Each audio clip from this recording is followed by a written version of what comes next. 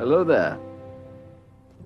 Petite Stark et petit Greyjoy, sans oublier les grands dragons, comment allez-vous? Si vous voulez retrouver d'autres vidéos mais plus courtes, vous pouvez vous rendre sur Therapy Geek Short et kiffer tout simplement. Merci. Revenons sur la série Game of Thrones et sur le personnage de Theon Greyjoy avec 10 choses que vous ne savez pas sur lui, et c'est juste après que tu m'aies laissé un commentaire. Oui, je vais attendre. Let's go.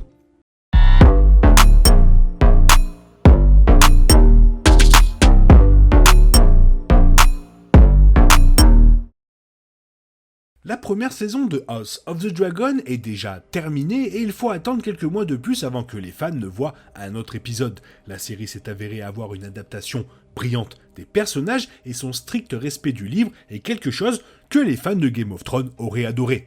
Malheureusement, Game of Thrones n'a pas respecté les livres dans de nombreux cas, ce qui a conduit à des dernières saisons quelque peu confuses. De nombreux personnages se sont retrouvés sur un chemin complètement différent de leurs homologues dans les livres. Theon Greyjoy est l'un des nombreux personnages qui a été complètement changé.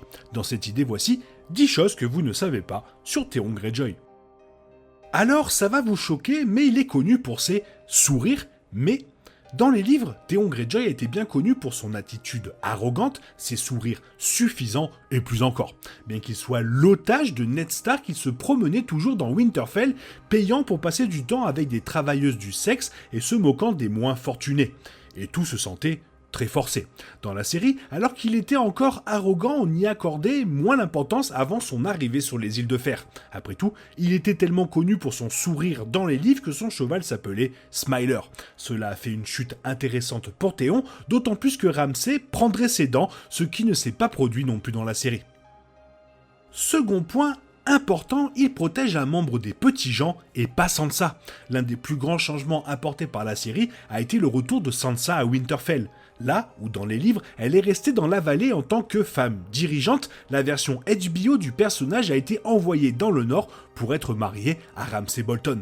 Dans les livres, c'était différent. Ainsi, au lieu de sauver une Stark, Theon devait en fait sauver quelqu'un qui travaillait comme travailleuse du sexe à Port-Réal. Plutôt que de prouver qu'il a appris la loyauté envers les Stark, Theon a dû se racheter en sauvant une fille qui avait travaillé comme quelqu'un que Theon aurait auparavant sous-évalué.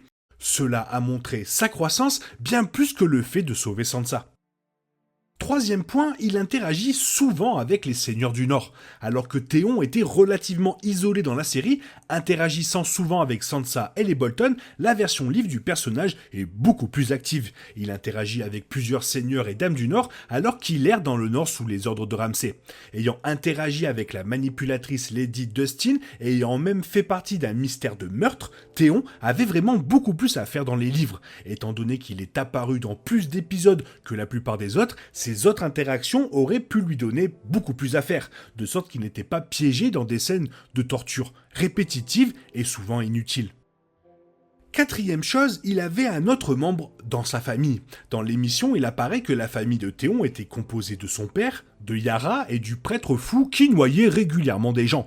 Dans les livres, Theon avait un autre membre de sa famille, son oncle Victarion. Son oncle est un marin et un guerrier brutal, un peu intelligent avec un bras magique et une corne qui peut lier les dragons à sa volonté.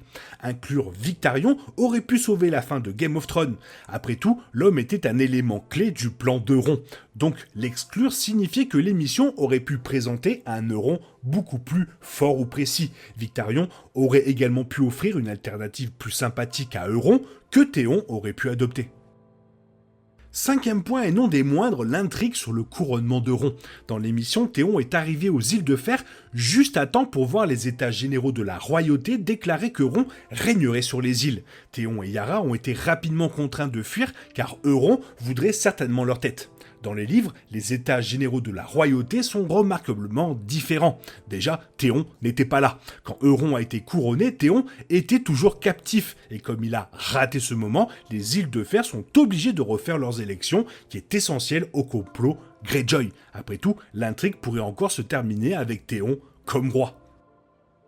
Et ça nous mène au sixième point, Yara n'est pas venue pour lui immédiatement. Alors que Yara est arrivée pour la première fois au Winterfell dans la série pour convaincre son frère de partir, elle a également tenté de le sauver après que Ramsay ait commencé à le torturer. Dans les livres, le personnage est nommé Asha, pas Yara, est très différente en ce sens qu'elle n'a jamais bougé pour sauver son frère après sa capture. Théon était complètement seul à Winterfell car Yara était prête à le laisser pourrir pour son erreur. Même les 10 hommes qu'elle lui avait laissés pour garnir le château ont fui peu de temps après son départ. Cela a rendu le moment de Schling beaucoup plus solitaire car même lui savait que personne ne se souciait de le sauver.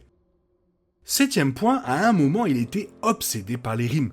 L'une des citations les plus tristes des livres de Game of Thrones est l'omniprésente It rhymes with Rick. Après avoir été complètement brisé par Ramsay, Théon n'a pas pu s'empêcher d'essayer de reconstituer son cerveau en essayant une série constante de rimes qui pourraient correspondre à son nouveau nom. Entre monstre, doux et faible, Théon montre clairement à quel point il est tourmenté, compte tenu des mots qu'il choisit pour se représenter. Les rimes aident à mettre parfaitement en valeur son état d'esprit, ce qui ne fait que rendre son histoire plus tragique à chaque page.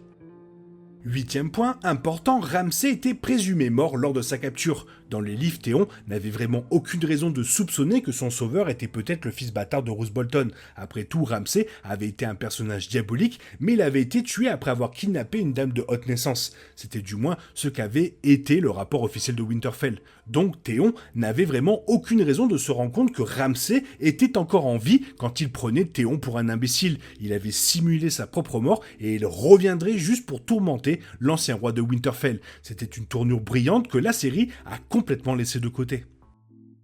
Avant-dernier point, il est prisonnier de Stannis. Dans la série, Théon et Sansa se sont échappés de Winterfell et étaient désormais libres de vivre leur vie. Dans les livres, ce n'était pas si simple. Après tout, ils avaient fui en plein milieu du camp de Stannis. Lorsque Stannis a découvert un candidat de haute naissance des îles de Fer parmi le groupe, il a fait prisonnier le garçon et avait l'intention de l'exécuter. Théon reste à la merci de Stannis et il ne semble pas pouvoir s'en sortir très facilement. Bien que Stannis soit loin d'être le personnage le plus honorable de Game of Thrones, il ne souffrirait toujours pas d'avoir un meurtrier d'enfants dans ses rangs. Pour l'instant, les lecteurs attendent désespérément de voir comment Théon va s'échapper ou ce qu'il va faire. Et pour finir, sa torture se produit entre les chapitres et reste invisible. Game of Thrones a présenté plusieurs scènes dans lesquelles le pauvre Théon était suspendu à un rack de torture pendant que Ramsay s'efforçait de le briser. Les scènes étaient brutales et horribles et elles ont fait un excellent travail pour que les téléspectateurs ressentent de la sympathie, même pour un homme aussi cruel que Théon. Les livres prennent un chemin très différent. Les lecteurs n'ont jamais la chance de lire ce que Ramsay a réellement fait pour briser Théon. Au lieu de cela, il apparaît déjà brisé, il manque des morceaux de son corps et s'accroche à tous les restes d'identité qui lui restent. Cela crée un effet effrayant, car en fait c'est nous qu'on doit imaginer exactement ce qui s'est passé entre Ramsay et Schling. Voilà, c'était 10 choses que vous ne saviez pas sur Théon après Game of Thrones. N'oublie pas de me laisser un message dans les commentaires pour le référencement de la vidéo. Merci, il est temps pour toi de reprendre le cours normal de ta vie et on se retrouve demain pour une nouvelle vidéo. Bisous bisous, bye bye.